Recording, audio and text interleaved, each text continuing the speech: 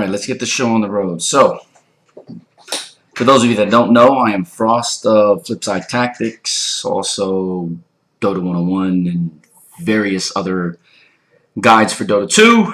I'm going to do this replay. This is going to be the analysis of the Weplay finals between Alliance and Navi Game 5.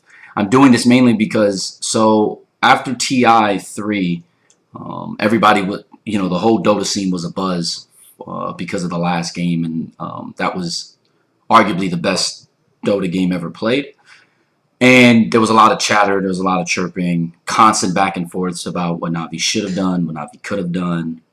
Yet, surprisingly, I've had more discussion about this game in particular than I even remember having about the International. Now that's great because that means that people are still engaged and still interested in Dota 2 in general, post the biggest event in esports every year. However, there's a big issue that I keep seeing with all of this, and that issue is that people keep saying that this is a throw on behalf of Alliance.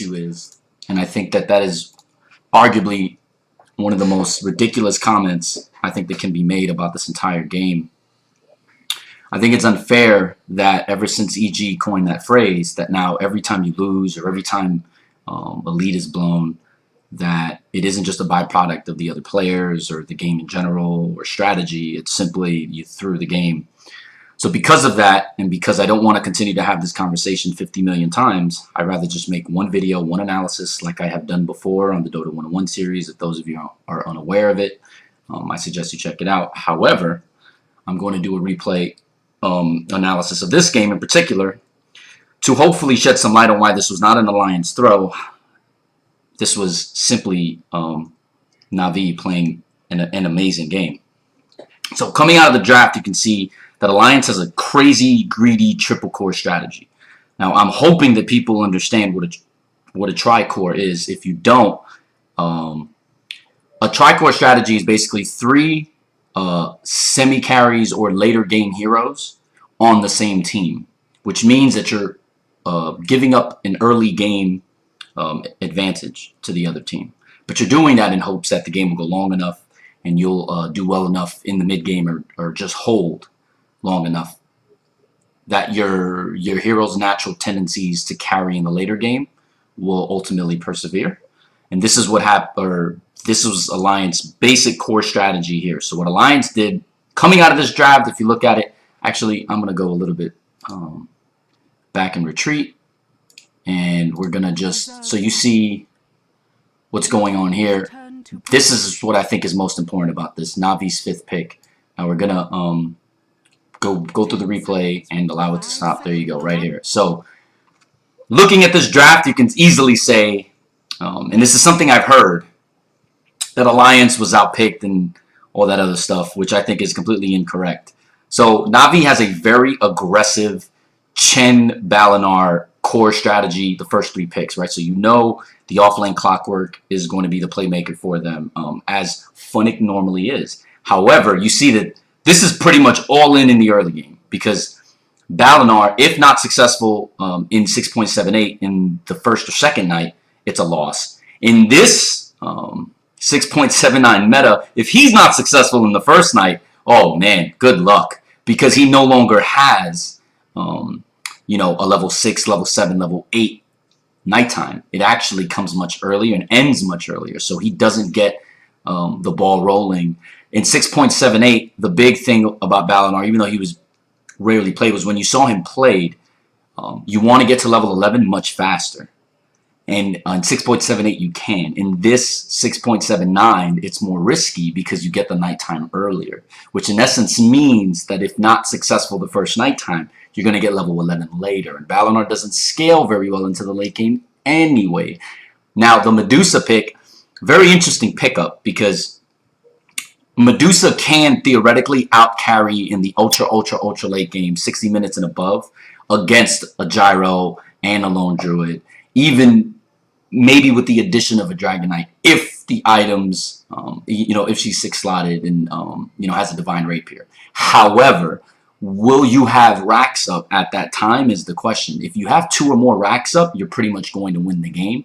That's just Medusa's core mechanic. She just is that much of a powerhouse in the ultra late game. However, a hero like Lone Druid and Gyro primarily don't allow games to get that long, especially considering you won't be able to defend long enough with the bear, because it's too difficult to kill bear and kill Lone Druid at the same time. So eventually with Demolish, you're going to take down towers and you're going to destroy them. They had this incredible risky greed. I mean, I call it a greedy lineup because they have a Shadow Shaman, a Chen, and a Balinar. On top of that, they have Medusa.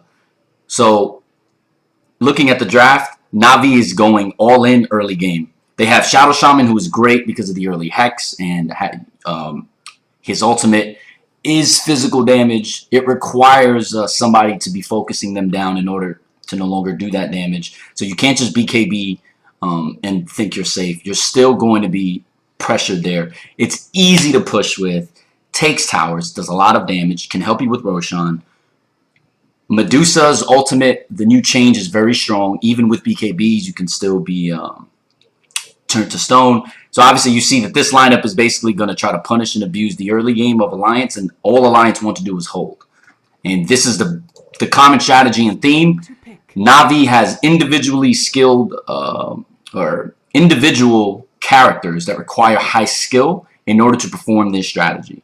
Now, a team like Na'Vi can do this versus a team like Alliance. However, this is about as risky as I've seen a Game 5, at least, in a very, very long time. I cannot remember the last time I saw a team basically shoot for the stars like this, because picking Medusa already was a very, very, very, very, very risky strategy. And I think moving forward, I think you'll see a lot of teams that are individually skilled. I think this is the one thing that I've come back to is Alliance, I think, are the best team in the world because they fit their system and they fit their strategy, and they're just very, very, very strong together. Individually, I think Na'Vi has 4 out of 5 roles ahead of them. I think the only position in which Alliance have a more dominant player at that position, I think, is the 5. EGM versus Kuroki. I've seen EGM perform at a very high level with more heroes than I think Kuro. As much as I appreciate Kuro and I like Kuro, I just think EGM brings more to the table than Kuro individually, at least lately. We're not talking about career path. We're talking about within 2013. I think EGM would be the biggest argument. I think every other skill position Na'Vi has in its favor.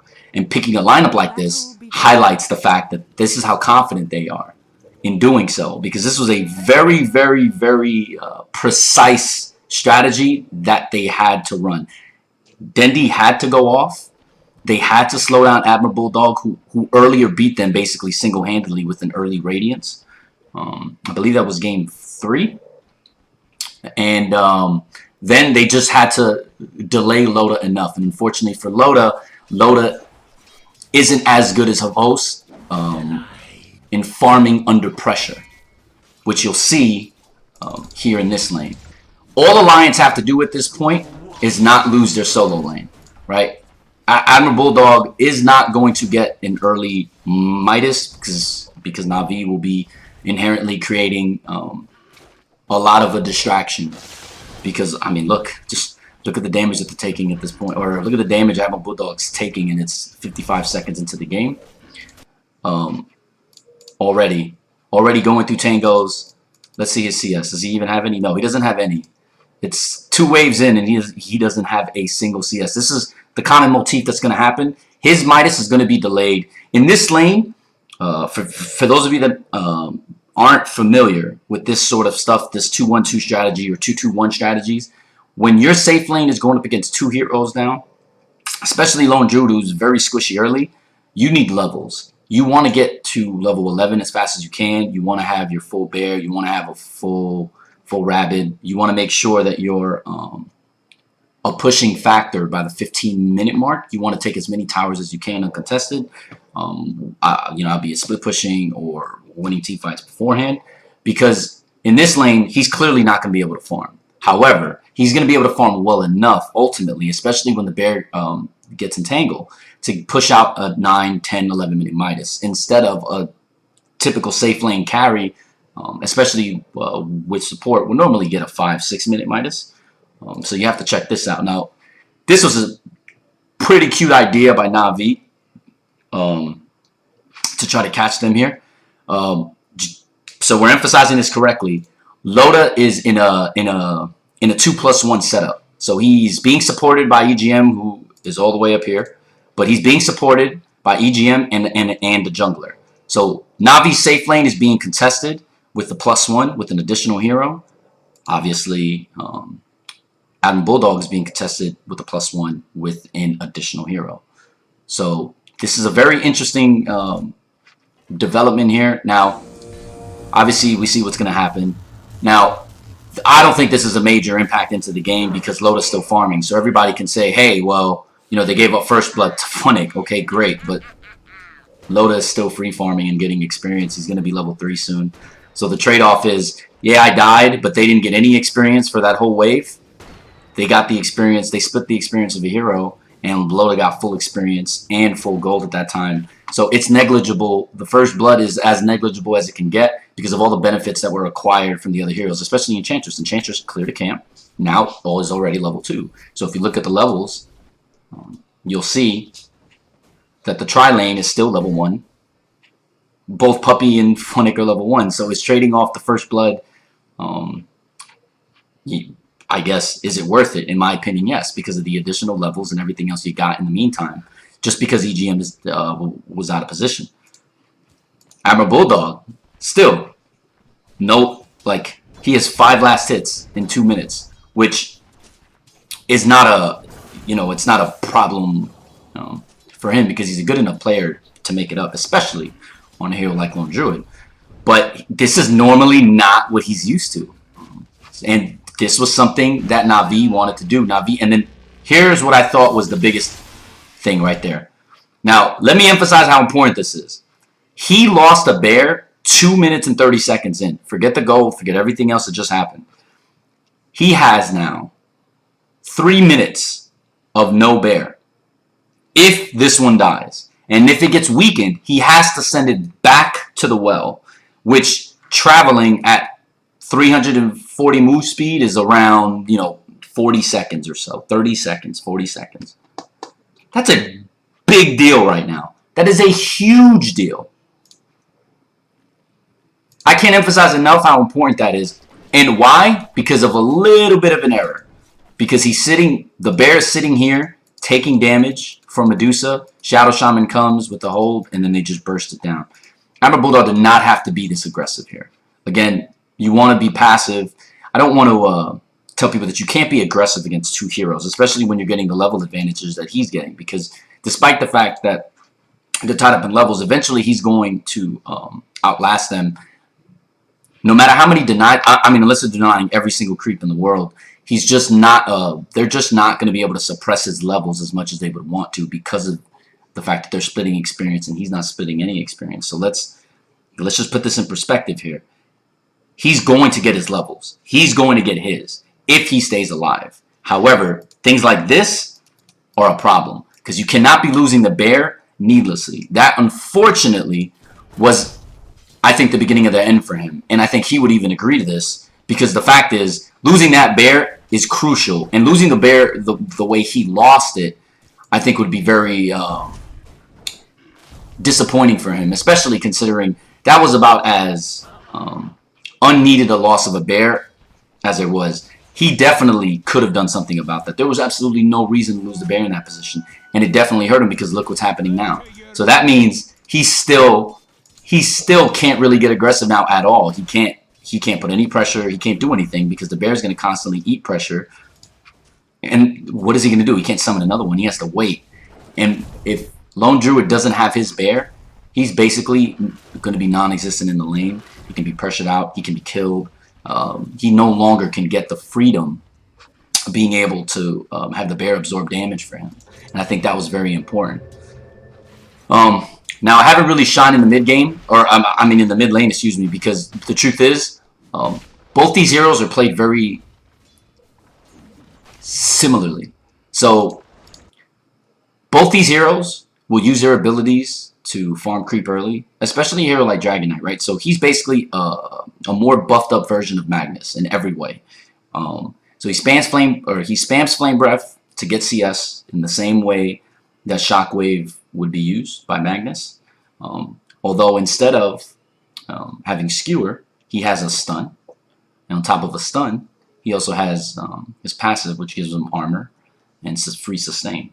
It's almost like, if he gets 2-3 points into it, it's basically like having a tango all the time. Obviously not as high, but considering the fact that you have to purchase it, if you add the cost effectiveness of not having to purchase tangos because of your natural regen, it's basically like having a third of a tango all the time.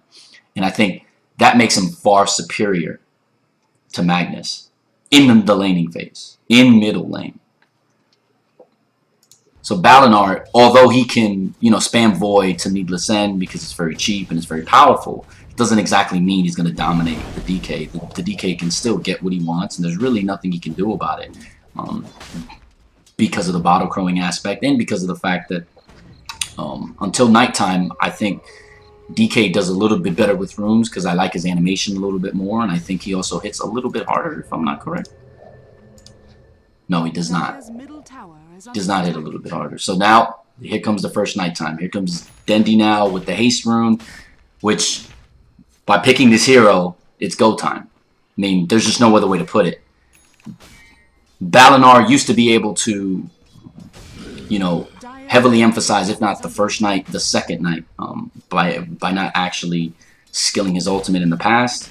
That I don't think can no longer happen because you get nighttime earlier. It means I think you have to get aggressive earlier. And you're going to see this happening right here, yeah. So, Dendi, very intelligently, gets a TP, knows he has a haste rune, now he goes to gank, and then you see what nightmare ensues. This I thought was very interesting that Amber Bulldog ended up leaving the lane, obviously, because he lost his bear again. Now, I didn't show that again because I already explained what happened. So he loses the bear again, but guess what? What I just said earlier happens. He can no longer be in the lane. That's why he was top.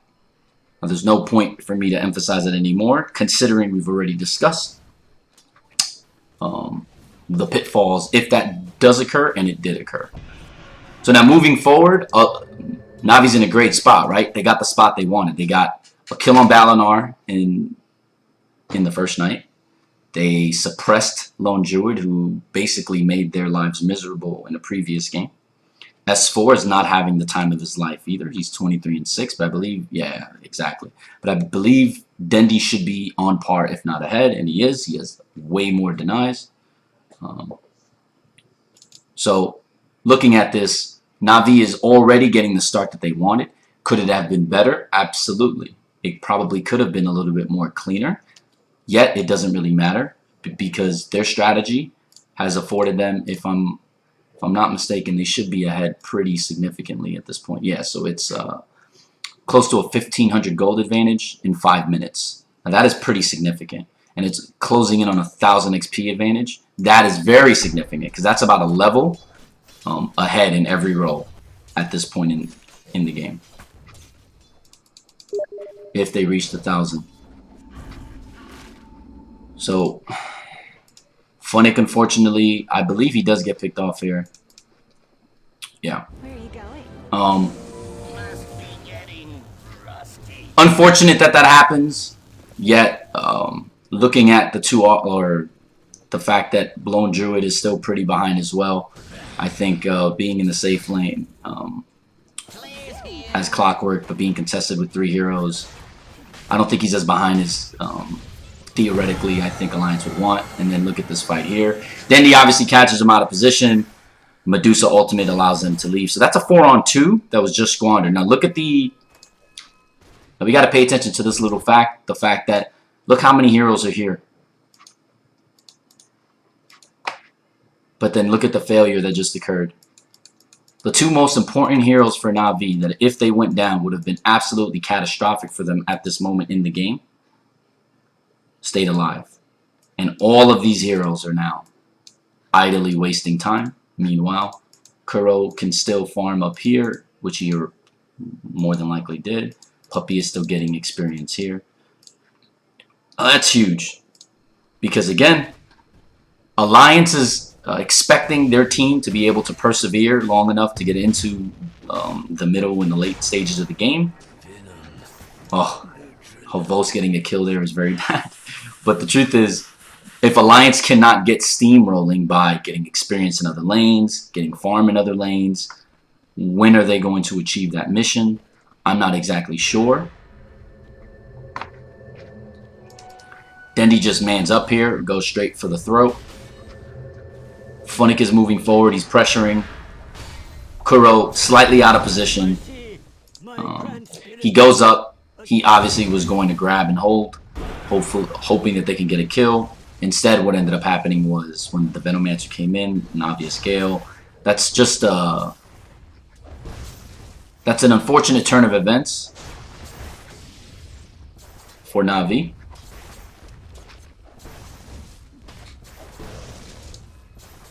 Now this action middle sucks for them because, again, look how many heroes are middle. And then Lone Druid has now relegated himself to here. He's now here as a safe lane farmer. While Medusa basically is closing in on the double. All because of very aggressive, very meticulous play by Na'Vi. Now, Dendi's first night has been an absolute success. Despite the fact that he died, they've gotten 3 kills. He has a decent amount of farm. He has very good levels. Look, S4 was in lane the entire time, and he's slightly ahead in levels of a Dendi. And Dendi has been obtaining runes and getting kills across the map for his team. Most notably, of course, the Medusa. Meanwhile, Havos is still farming on Medusa. And this is, I think, the scariest thing for Alliance, because they don't really have any way to kill her, because her ultimate is always going to get her out of trouble. And with Mana Shield, they don't have the damage at this point to pierce it, because none of these heroes are direct heavy burst. Gyro's call down, maybe, but none of these heroes are direct burst damage. Later in the game, they're all going to be right-click burst damage, but this is early in the game. They don't really have the nuking potential it would take to kill a Medusa, which makes the Medusa pickup, I think, even more intelligent, because, quite frankly, just the same theory for the DK and the Lone Druid. It's gonna, it's too hard for Na'Vi to just outright kill them. They're so tanky, and it's the same thing with Medusa. Medusa's just so tanky that it's gonna be too difficult to outright kill them. So they're gonna get theirs, just like Lone Druid is getting his right now. Lone Druid was definitely put behind pretty significantly, but it doesn't matter. He's gonna continue to catch up because it's just impossible for them to suppress him this long, especially a hero or a player of this caliber on that hero. As for still middle, this is a very difficult thing for Alliance, because they picked a middle that has to farm in lane against a hero that has to gank for kills. So Balinar's farm, all of Balinar's farm comes in the form of kills. He's never going to just sit there and just farm a lane, only if it's the daytime. Once it's nighttime, it's go time. Dragon Knight, however, can sit there and farm and just meticulously get his items, and has to stay alive, be very careful. He can't really get out of whack. He just wants to be safe. He just wants a clean, easy lane, because in the mid game, when he gets his his Tredge drums, Armlet or BKB, he's going to be a force, and it's going to be too difficult, especially now that you can level your level 2 form. He just wants to get level 16 Elder form before he basically just comes out of his shell and just starts to take over. Loda only having phase boots, and the Ring of Bassi is significant as well, because as decent as Gyro is, Gyro also takes a little bit to come online, and his right clicks don't come online until much later into the game, especially because Loda is going to inevitably get a BKB before he gets any damage dealing items, something that Havos does not have to do on Medusa, which allows Havos the ability to at least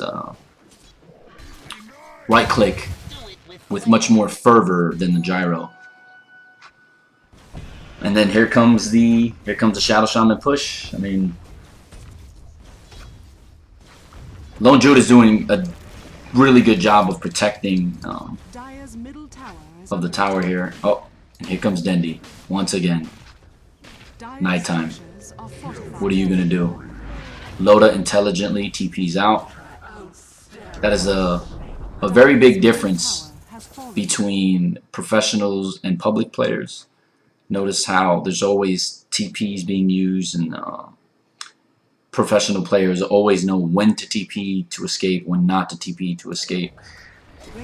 Now DK does get a tower because of the ganking. So though, as you can see, though Na'Vi gets the kill, bottom, there's a dip back in Alliance's favor, and it's in the form of a tower kill. However, right, it goes right back down into Na'Vi's favor because of their own tower kill. Lone Druid with his Midas is going to get his levels. He's going to come back. So remember how I said you're going to get a 9, 10, 11 minute Midas despite? Well, he gets it at around 10 minutes, and I'll say like, 55, 11 minutes exactly. And that's just because of the pressure that was put on by Na'Vi. Na'Vi's going for a heavy tier 2 push here. Unfortunately, this is a mistake I think they would like to, they would have liked to have back at the moment. So you see what's going to happen here, right? So they're thinking, okay, we see them here. They're probably going to come for a push top because there's 2 heroes there. Na'Vi's not going to anticipate that Alliance are going to defend with 3, right? They are only 3 here anyway. They're expecting them to push here with 5. The Shadow Shaman wards will make up the difference of the additional damage. Instead, though, Alliance actually does come to defend. Yet, the Shadow the Shadow wards the Serpent wards, being placed came at a bad time. The creep wave was dying to flat cannon. So that means now these towers do a really good amount of damage to these things. It's a one-shot, one-kill to each of them. So they're not going to be able to have their full effectiveness here because, quite simply, there's too many heroes here that can do damage to this, and look what happens to these wards. And then it's gold. On behalf of that, it's gold as 4. Not something you want to have happen. Look, they just farmed these. That was a little bit of an error, but you see what the strategy was for Na'Vi. They want to split Alliance apart, use Balinar as best they can to gank, bait with the Medusa, who is tanky enough and whose ultimate is up, to allow them to be able to force Alliance to try to make a play against the Medusa. Medusa's ultimately going to survive, and then you just simply backdoor and split push another tower. By backdoor, I don't mean actually going up against backdoor protection. I just mean just like a simple basketball cut, like you're going behind their field of vision and just come out on another side, and then try to score an easy basket. And then look what's going to happen here. EGM already knows. He feels it, which is a very smart ward. EGM didn't see anyone on the map. Look, felt the pressure. Didn't see anyone on the map. I actually want to show you guys something here. Look at their field of view. But he always has a ward here. Now, why does he have a ward here? For vision. For protection. This is one of the biggest strengths of Venomancer in the region, overall. In the recent past, it's been nerfed, the vision, but yet you still see how effective it is. This is going back last year sometime. The vision was sort of nerfed. But then look what ends up happening. Dendi, nighttime, applying pressure in a different lane. This is what I thought was a brilliant part of the strategy, and why I definitely feel like Na'Vi just individually, they just played some incredible. Look at Funnick has been here for almost like 2 minutes. Puppy now during the downtime is farming. Dendi is putting pressure in this lane. Look at how spaced out Alliance is having this tri-course setup. And the thing is, Na'Vi knows it. Na'Vi knew and they know. With the tri-course setup, you need a lot of farm. You need a lot of experience. You can't do that in combination lanes. You can't do that in lanes where you have other people taking farm, taking experience. You can't do that while being suppressed, which is why they're defending their tower so heavily. Navi's like, okay, you'll do that. We'll do that too. But the difference is we'll get the better end of the trade because simply put, we'll bring more people to kill yours and you can't bring enough people to kill ours. 1, 2.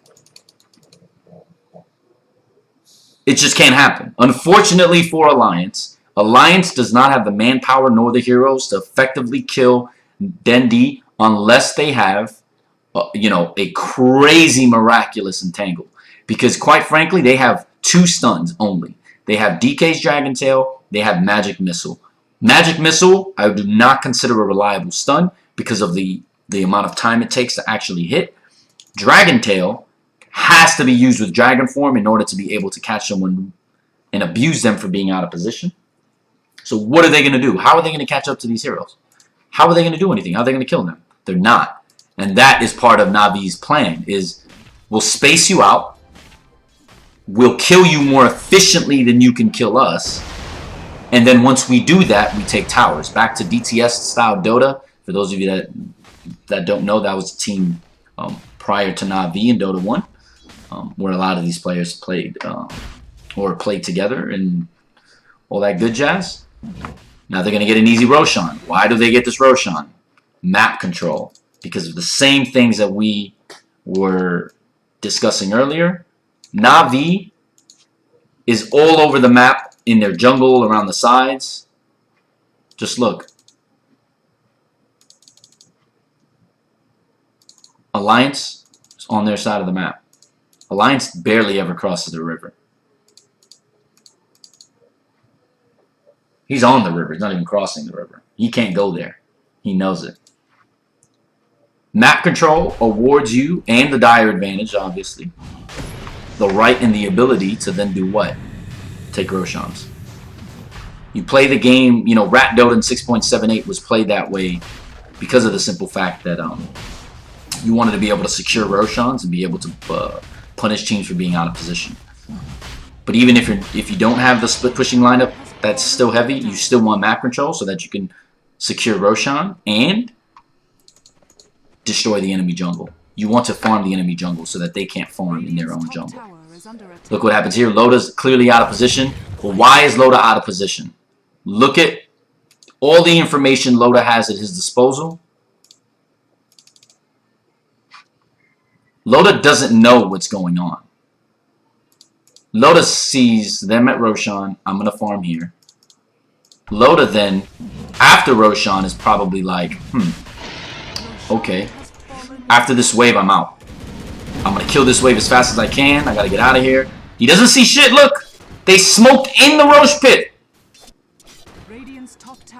For all this man knows, for all he knows, he's probably like, okay, there's a hero here.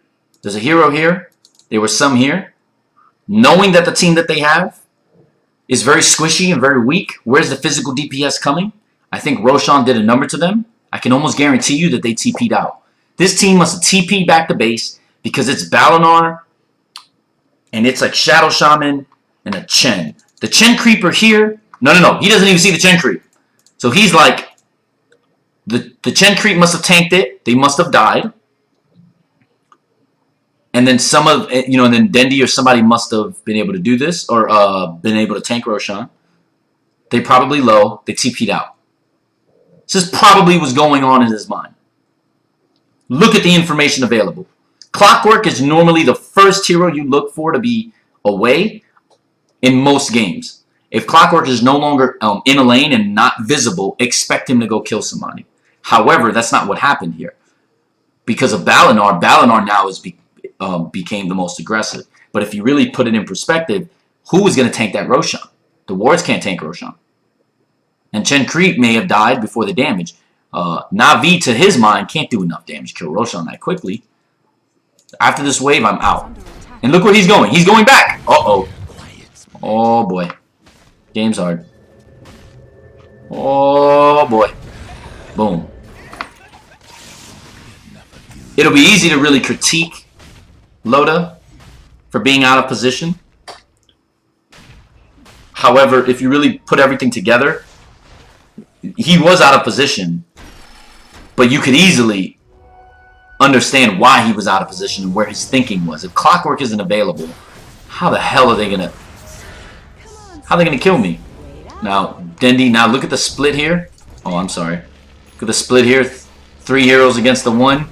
Dendi is just a man. And drew the reinforcements away. S4 is a sitting duck. Dendi does have Aegis. Look, he's staying alive as long as humanly possible, soaking up all of this damage for his team. He ends up getting a kill, even though the entire enemy team is focusing him. This is how far behind.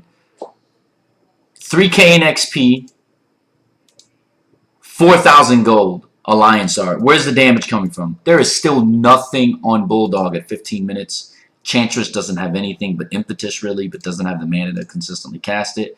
Havos just took a tower. They did all of this without Havos. This is a awkward 4 aggressive with 1 strategy, because Havos is just farming and is just going to keep himself alive if they attack him with his ultimate. Meanwhile, the 4 aggressives of Na'Vi are just going to seek kills. This isn't a 4 protect, this is like a 4 aggressive +1 strategy. Because all Havos is doing is farming in ways that the Gyrocopter wishes he can farm. And what Na'Vi are doing is just simply saying, oh, we're just going to kill you because you have really weak heroes that need farm early game. And we can't let you get into the mid game with some strength because we'll just lose. So it's either we apply pressure or lose. At least applying pressure gives them the ability to actually create for themselves, and that's what they're doing. Na'Vi knew that they can't farm the way that Havos is, and they couldn't continue to farm the way that they were doing earlier. When Alliance were grouping up, they were taking farm. They can't afford that right. You can do that for particular reasons, but you can't do that for the entirety of a game. So they've gotten their items now. They're going to get this tower. Why are they getting this tower? So not only do they have Mechanism, and Alliance just can't compete right now with the Mechanism. They don't do enough damage. It goes back to what we were saying. They don't have the physical DPS high enough at the moment to be able to kill them. They don't have the magic burst damage because they don't really have a lot of magic. They do have Poison Over, but Poison Over requires an incredible amount of magic. And also, mana. But also, let's just look at the fact that that Na'Vi has definitely more nuke potential going the other way. Oh, and let's not forget that they have Serpent Wards. And let's not forget another crucial part of all of this. The fight here. That fight here when Dendi died and took all the... EGM was running for his life this way. Reinforcements came. Dendi still took them on. S4 died. The other reinforcements had to go here to heal. They're just now getting back here. This is simple Na'Vi DTS Dota. I kill you, I take a tower. Every time. You're dead, I'm going to take a tower because you died. If you stop losing fights, you stop losing towers. Dendi now farming. Of course, they did all of the... Not all of it, but they did a large majority of what happened bottom without Dendi. Despite the fact that obviously Dendi was a big catalyst for why they were able to do that anyway, because of his strong fight presence with the Aegis in the fight before. I mean, Havos is just far and away just the man right now. And this Gold League is about to get extended even further. This is about 8,000 right now. 9,000-ish. This is about 9, I think. I would say 9. Close to. Yeah, you can see it at the bottom, actually. It's about 8, 9. Boom. Goes down even further. And then now they're just making a mockery of Alliance at this point. 16 minutes in, Na'Vi is exactly where they want to be. This is what Na'Vi wanted to do in the position that they wanted to be. And now, this is an interesting choice of Vanguard. He gets the Vanguard because the other team is heavily... Now, I personally hate the Vanguard. But in this situation, it makes sense. They're all basically physical DPS heroes that don't have high physical DPS. So you get a Vanguard because it's cheap and effective right now. And if any of you have watched previous Dota 101 videos, you've seen that there's an item video I have where I definitely go over that in complete detail, where you want to purchase items in games like this that help you now. You cannot invest in the future knowing that your strategy is ultimately dependent on like a very early game or very precise strat. You need to do it now. You can't worry if the other team has a better late game. You cannot invest in the future. You have to invest in the now.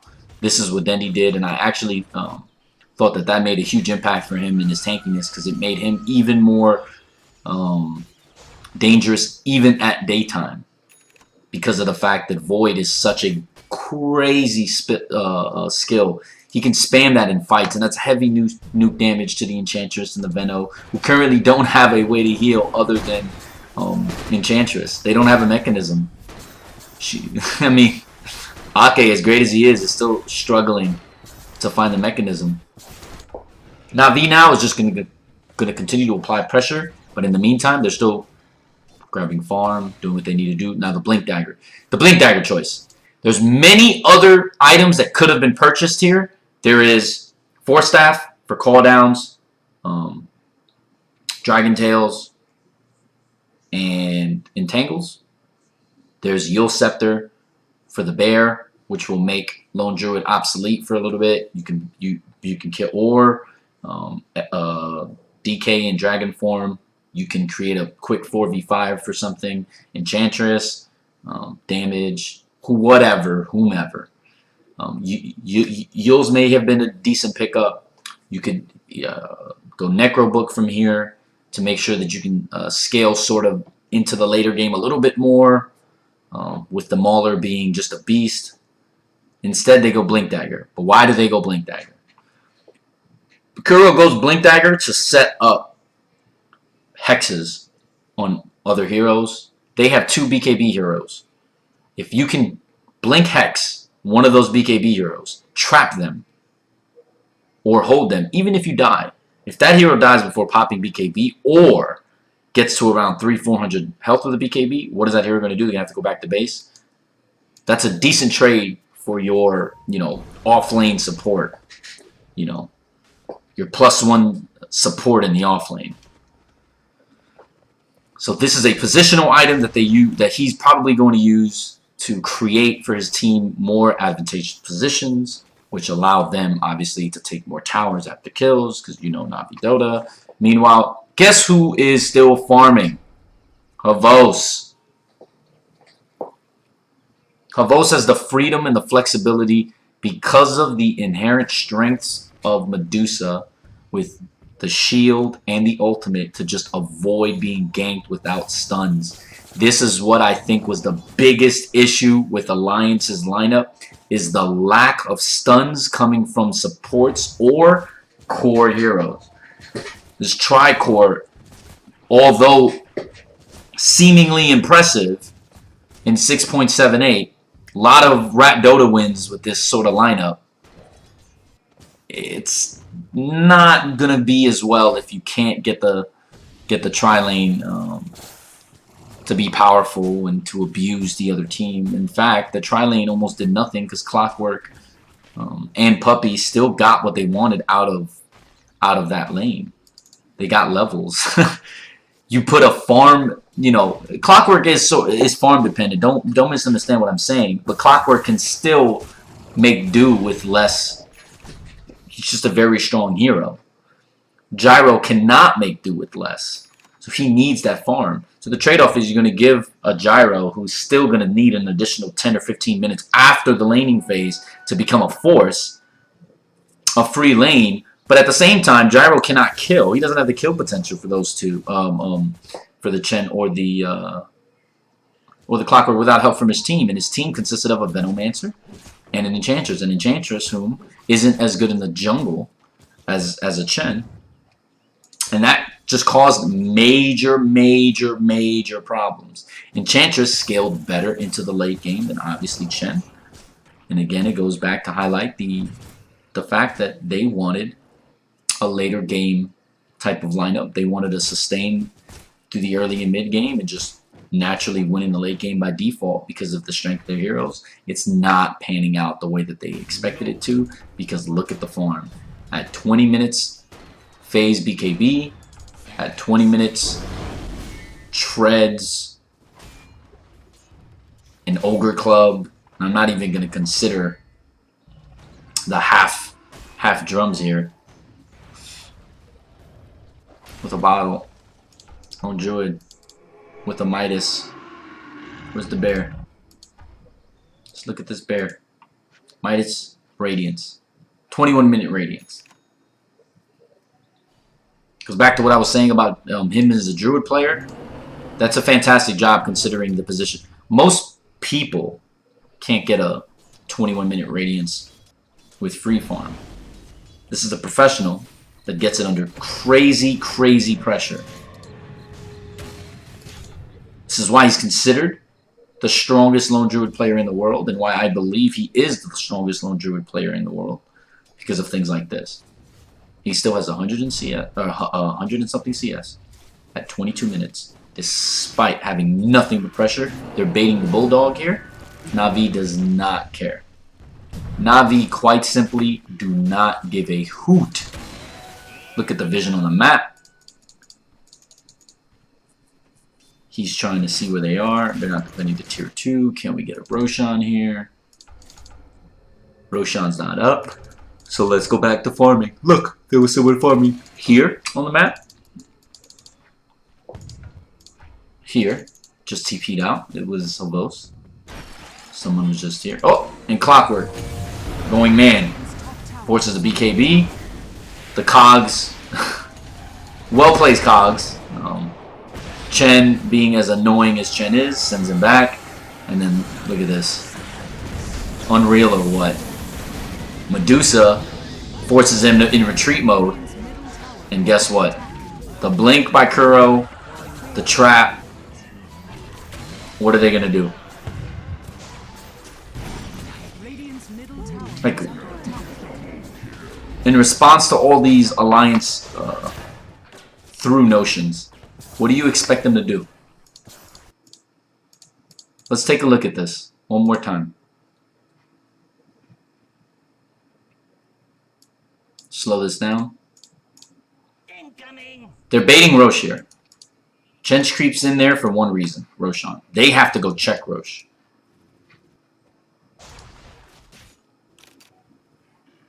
BKB was not used here, guys. That's a graphic glitch.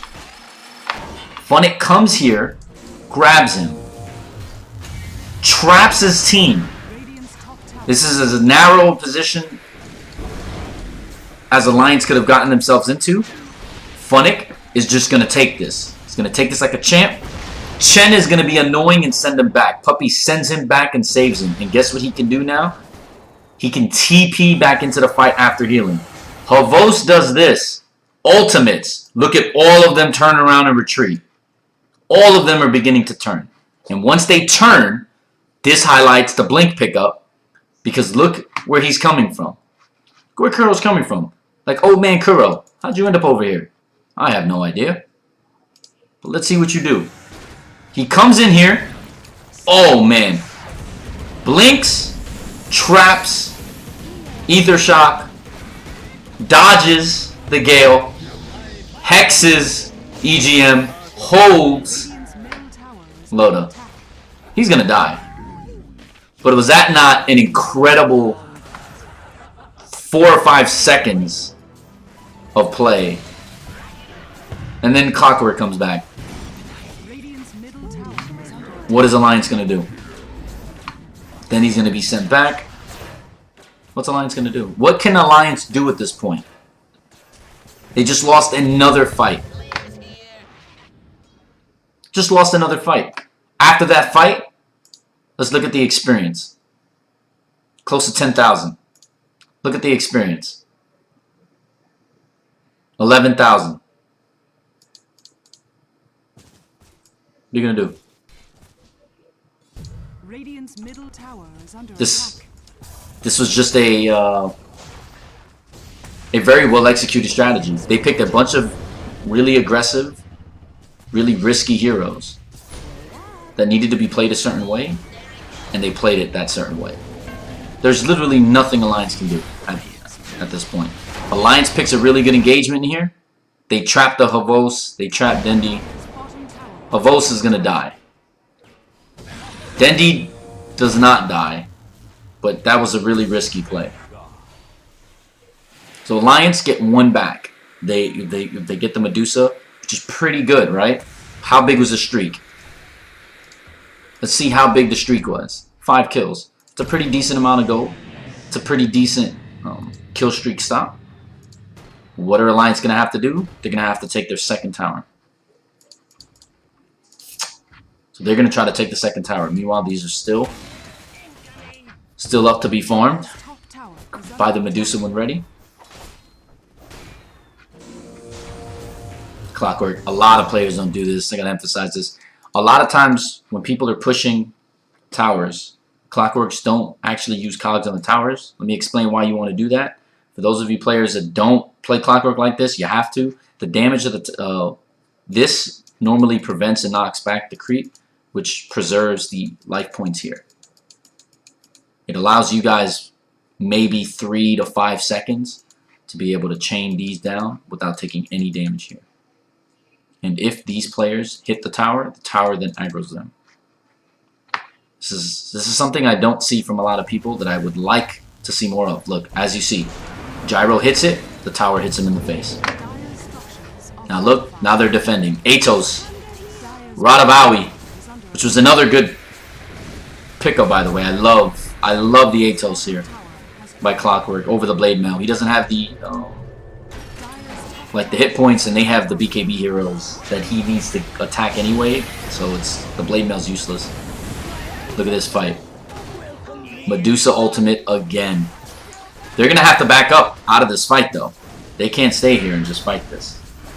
Again, look how Medusa, look how tanky Medusa is. Most heroes, that's a death.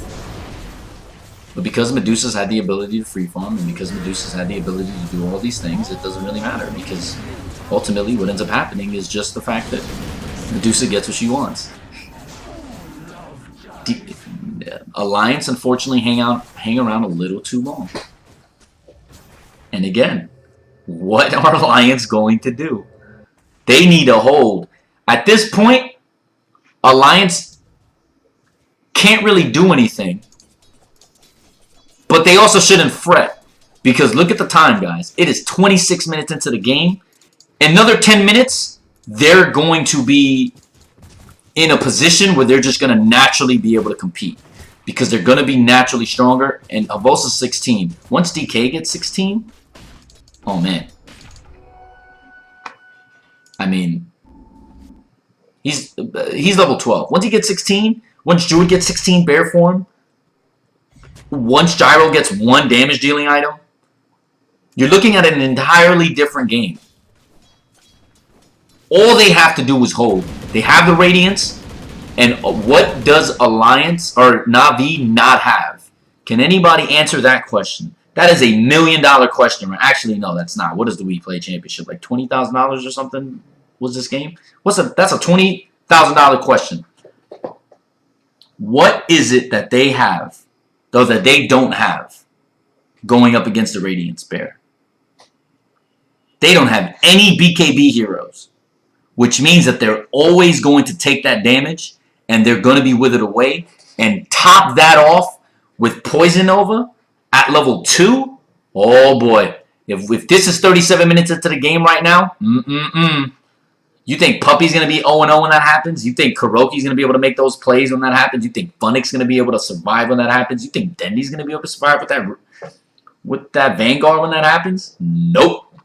That is not going to happen. Not in your wildest dreams is that going to happen. So, Na'Vi is still, despite being way ahead, they still have to be a little worried. Because again, time's ticking. And the biggest issue with these lineups is that you have a timing window. And your window is before level 16. You can progress and allow other heroes and other players the freedom to pick up item builds or like to wait for like a BKB or like an Aghanims or something on your team. But once you get those items, yeah, it's go time. Because the truth is, you cannot let your opponents get to a timing window in which they are successful and strong. Alliance trade a tower for Roshan, which in this position is okay, but in reality, it's very dangerous because now they're going up against a 6v5 and they're already weak. Kind of don't want to do that many times. But the truth is, Na'Vi is also not going to allow them to consistently pick up farm and stay and get levels, because they're always going to take towers and apply pressure. And that is what's needed here, because quite simple, or yeah, just simply put, Alliance has a window that they have to defend for. If they defend for it, they're going to win by default. And Na'Vi has a window that they need to win by. This was huge. This was huge. This was, I think, the beginning of the end for Alliance, and I'm going to explain why. So, this was sort of in a much smaller way, what happened in Game 5 at TI. Half your people stay, half your people go, when Na'Vi were defending here and here. And I'm not just talking about the 1S4 cancel or whatever. I mean, it is what it is, but look at what happens. So because they stay together, Na'Vi stay together, they're only missing a Chen, who can ult from a distance. So it's not like Chen is really going to be that big a deal. Chen's doing no damage here. They stay together, they pick them off. This allows the opening for this, the Rax. And Alliance are up top. Bulldog is going to play Rat Dota, but losing his teammates in the process.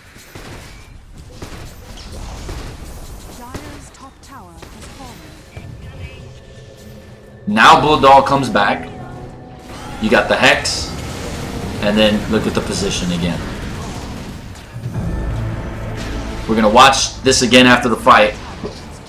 That Hex on S4 allowed Na'Vi to just take him down so incredibly fast because of the stats. You have no stats. When you're a Hexed hero, you have no stats. And therefore, all the armor in the world couldn't protect S4 anymore. So Kuro goes from here. Kuro's chilling, hanging out. Boom. Going Hex. Then he's going to do damage. He's going to do magical damage. Now, he gets the magical damage off just before the BKB. Which is pretty interesting, and it's pretty good timing. And now look. Bulldog came back to defend. Loses a bear. Hindsight being 2020. He should have continued split pushing. However, it is what it is. They lost a fight. They were losing a fight. They needed to make something up. You know, that's just what happened here. Oh, that smoke was so clutch. Is he going to get away? No, unfortunately, Bulldog's too fast. They do lose a gem, but the tier 3 is exposed. This is a fantastic position for Na'Vi because they know all they have to do is do that again. They're going to get a Rax, and all they have to do is do it one more time. And they, hopefully, in their eyes, can kill enough of their heroes to be able to get a dual Rax, and then the game completely, is changed, and they allow themselves at least an extra 10 minutes or 15 minutes of additional viability. But look at how Alliance just took a tower uncontested, despite the fact that Na'Vi took a tier 3 and they won the fight. This is what this is what I'm discussing, and I keep going back to. Naturally, the advantage that they have is this, the time. All they need to do is survive. If they survive, they win, because by the 35, 40-minute mark, they should be so strong. If they have all 3 Raxes, that they can just defend, win fights, capitalize on mistakes, especially when Druid finishes his AC, because he'll have the physical DPS at range. That may sound very weird to you guys, at range. Admiral Bulldog does not need to be in the danger zone. If you guys remember the Dota 101 analysis I had of the Fistful of Tangos, I believe it's the intermediate mid, episode 2, I talk about the danger zone, right? Of when to attack and your ranges compared to their range, how to attack and all that stuff, the danger zone, he's allowed room. He could be just about this far, right? While being massively tanky. 1800 life with nothing, right? 17 armor. And yet your bear's doing physical DPS at range. You can be here, he can be over here, and he's destroying people. You give him that AC, and you give the rest of his team about 5-10 more minutes to just farm, keeping all these towers up and all these Raxes up. Na'Vi cannot pull this off. They simply cannot pull this off. Their heroes were not designed to go into a game this late. So Na'Vi knows what? We got to go mid. We got to take that Rax now. This is where they're going. They're not going here and farming. They're not farming these Ancients that still haven't been farmed. Oh, yes, it was farmed. I'm an ass. They're not farming in their jungle. They're not pushing bottom. They're going, we gotta get that exposed Rax now. Period. End of story. We have to go now. So they're going, they're going, they're going, they're going. And they get here. I believe Chen got an armor creep, which was a very cute strategy. Yep. Gives more additional armor to their heroes, which is well needed at this point for the bear. Havos being annoying. What are they going to do to Havos? Split shot. They're going to kill the bear here, which is going to be very big because it takes a few seconds for Admiral Bulldog to be able to summon a new bear. Meanwhile, during that few second period, S4 goes down, so they didn't take the radiance damage. Funnick going back in, they're killing the bear again. Now, why am I stopping this? Why is this important? Do you guys remember TI3? DK versus, I believe it was Orange. Or LGD. I think it was Orange. Burning was 6 slotted and 6 slot or 12 slotted and, you know, or no, actually it was IG and didn't get a Ghost Scepter, which we're not going to discuss here. But what was the thing that they did? They kept focusing the bear. You focus the bear, you win the game. When Lone Druid is the main catalyst for everything good on the enemy team, because look at Loda, only has a Demon Edge. Look at S4, only has a BKB. So who's doing all the damage here? The bear. And Funnick continues to consistently take the bear out of the fight, and Medusa just does work. And I kid you not, look at what's happening here.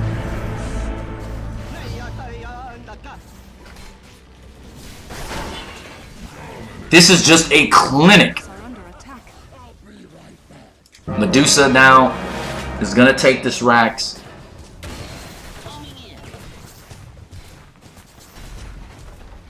"30 seconds until they get any contest."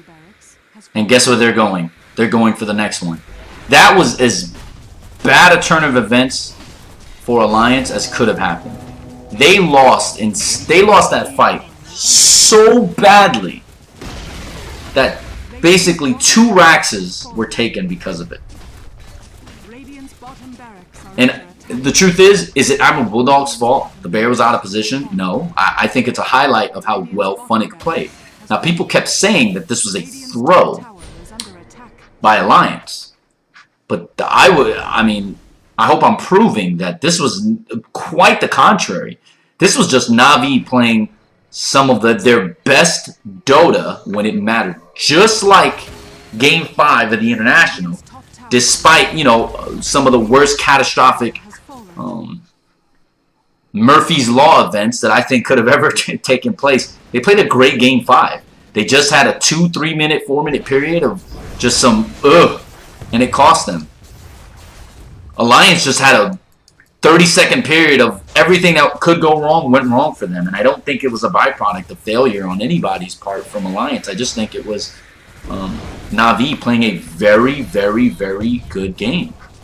Look at this. How are they going to kill the Medusa? It goes back to what we were saying earlier. They have to get in range, but the ultimate's always going to protect them. If the ultimate protects them, then they're out of position because they're going to be turned to stone and they get pure damage from snakes, from the Mystic Snakes, and then they're just going to take additional physical DPS that they don't want to take. Lincoln's now being given to Dendi. What can Alliance do? This was a byproduct of a very aggressive strategy of Na'Vi and the very defensive, greedy tri-core strategy that Alliance decided to draft with. Now here they try to go in. Again, the bear. What's happening to the bear? We just discussed this. The bear out of position, or not out of position. The bear gets caught out of position because of a great play by Funnick, and then what are they going to do then? He can only target the Clockwork. Medusa has free reign, and Valinor has free reign to just do as much damage to them as possible, and Alliance just can't defend. One push. About 4 minutes ago, I said exactly, at 35 to 40 minutes. That period is the beginning of the end for Na'Vi. If they do not take Raxes between the 30 to 35 minute mark, it becomes increasingly difficult from the 35 to 40 mark, and after the 40 minute mark, the game is over. Na'Vi cannot win. The heroes just cannot scale that well. The heroes will not scale that well. Only Medusa can, but it doesn't matter. Medusa can still be split push against by Alliance's lineup. They had to come down mid, which they did. They got the excellent fight here, which was the first fight, which was the byproduct of basically what happened in TI 3 Game 5 with Alliance and Na'Vi the first time. Then they come back. They win an additional fight. They take the Rax. They take a double Rax. They come back this way. Medusa sieges like old school Gyro with an MKB taking no mischance on the tower, and they win the game. This was, in my opinion, and it's always been my opinion, less of a Na'Vi or less of an Alliance throw. It just simply put was an excellent game by Na'Vi, and moving forward, I hope people really get that out of their system. This whole throwing idea. Just because you lose games and just because you may blow advantages and leads, it doesn't mean you throw the game. Throwing is very obvious. This was even if Na'Vi lost, this wouldn't have been a Na'Vi throw. This was a byproduct of design. Na'Vi was designed to win pre-35 minutes, which they did, which I called in the beginning, and which if you see this lineup in this draft, if you're able to read and analyze drafts correctly, you would see that Alliance had a window. They had to survive to the 35, 40 minute mark. Once they did that, the game was pretty much theirs, as long as they didn't throw the game and make mistakes. Alliance was defending pretty well, given the situations that they were in. Admiral Bulldog was getting an amazing amount of farm. I think this comes down, and this is going to be very upsetting for a lot of you, but people don't realize Alliance is a better team than Na'Vi. Alliance play better together. Alliance play well within their system. The last system they had was Rat Dota. I attribute them to like the San Antonio Spurs or like Manchester United, teams with very deep pedigree, very good teamwork, teams that are very united, no pun intended, that play within their system, within their strategy. I look at Na'Vi like, you know, like the Phoenix Suns in the past, you know, 8 seconds or less, or like an Arsenal, which is very glitz and glamour. They have very highly skilled individual players. They don't always play together, but they're so skilled individually that they can still make up for it. They are a decent team. They are a good team. But I think Na'Vi's strength is in their individual skill. And in this game, I think the individual skill was the difference, because I think you can see it. Na'Vi is just better individually, player by player, than Alliance. Alliance's domination over the last year has everything to do with dominating a team game with exceptional team play. And unfortunately, that's also been Na'Vi's biggest downfall, is that they're not as apt to, in my opinion, playing a very clear and concise team game as they are just a very playmaking oriented, highly contested scrimmage. That's how I've always looked at the way Na'Vi plays. They're very aggressive. They're very good individually. They make crazy plays. They're so entertaining to watch. But in truth, Alliance is exactly what other aspiring teams should want to be like, because they play a team game. They play it together. They're very unselfish with each other. One game EGM is the MVP. One game S4 is the MVP. One game Ake is the MVP. One game Load is the MVP. Most games Bulldog, just happens to be the MVP. And I'm hoping that moving forward, we stop looking at losses in terms of who threw, who not threw, but we congratulate the players that played the great game. And I think Na'Vi played a very good game. And I think Na'Vi showed why they are individually I think outside of DK maybe at the moment, they have the highest skill cap of any team because they're just so individually gifted. And I think Alliance is still the best team in the world because I think their team play is just far superior, as proven by this game. They're down 26-10, and yet if they survive 1 or 2 fights, they win the game. And that's all because of team play. They're this far behind against one of the best teams in the world, and yet they reasonably had a shot to win. If we go back 3 or 4 minutes, they have all 3 Raxes up, and if they defend one more time, they can do it. Not many teams can have gotten their ass beat by Na'Vi all game like this and still been in a position to win the game. And I think hopefully going forward we continue to see more of these games, and hopefully going forward we definitely see Na'Vi start to take a page out of Alliance's book and play games like this. They played a very good team game. They had a strategy. They implemented the strategy. They executed the strategy. And moving forward, I hope that Na'Vi plays like this for the next year, because with all the teams right now, LGD playing very well in 6.79, Rising Stars playing very well 6.79, Tongfu, IG, DK, Na'Vi, Alliance. I'm very excited about what's to come all the way up to TI4. And I hope that you guys enjoyed this analysis. I just had to make it because I was really frustrated when I kept seeing either on Reddit or hearing from friends or people that I know were people within the scene that Na'Vi threw the game, that Alliance threw the game. I'm in defense of Alliance here because I think that they did not throw the game, and in fact, they played a very, very, very, very, very greedy strategy that just did not work. But they still had their opportunities to win the game. So I'd like to thank everybody for watching, and I'll see you guys next time.